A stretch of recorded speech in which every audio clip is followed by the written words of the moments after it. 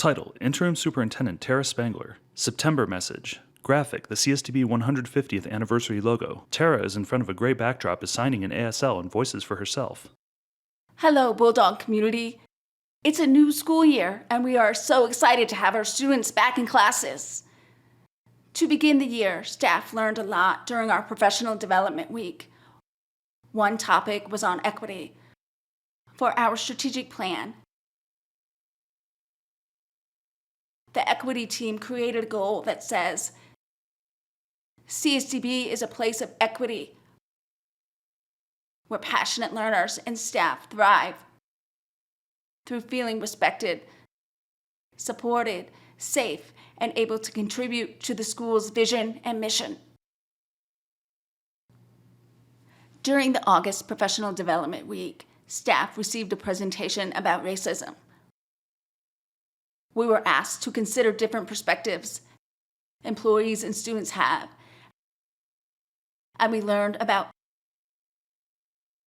equity versus equality and biases. The workshop provided an environment that allows for challenging and uncomfortable conversations, and we had those. We asked ourselves, what can we do to make CSTB more accessible and welcoming to everyone? Since then, we've set out an equity survey and received responses. We will analyze the data in preparation for the next steps. As you know, our gym is being renovated, and so for now, we cannot host home games. All volleyball games will be announced on the website calendar if you'd like to travel to the games. On campus, we will have intramural flag football and Girls on the Run. This year, in celebration of our upcoming 150th birthday,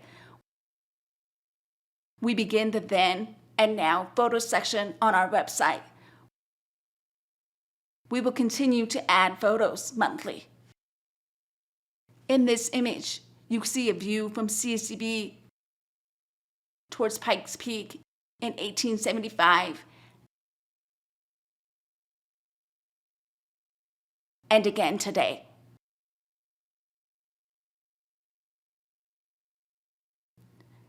Our founder, Jonathan Kennedy, established this school on April 8, 1874, when Colorado was not yet a state. We began with one building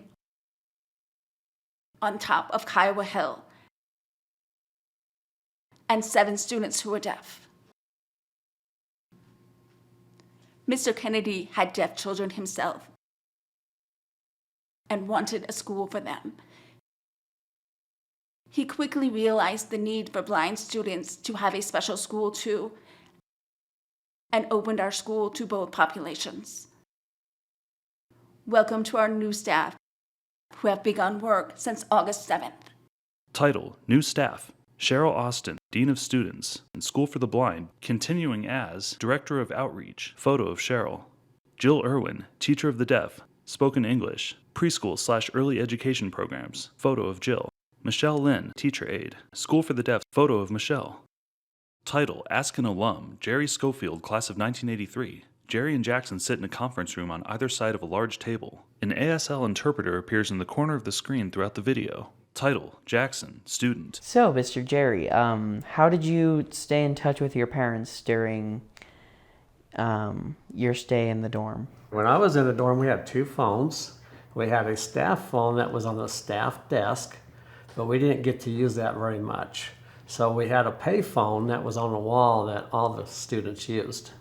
Oh. And so when I used a pay phone, normally you had to put in a dime, and then you'd give you maybe 3 to 4 or 5 minutes, and then you had to put in more money, but I always called collect. So I would call my parents on the pay phone. The operator would ask my parents if they accepted the charges, and then they would say yes, and I'd talk to my parents.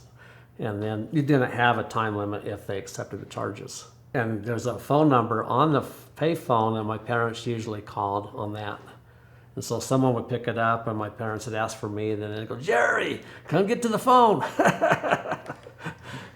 So how do you contact your parents?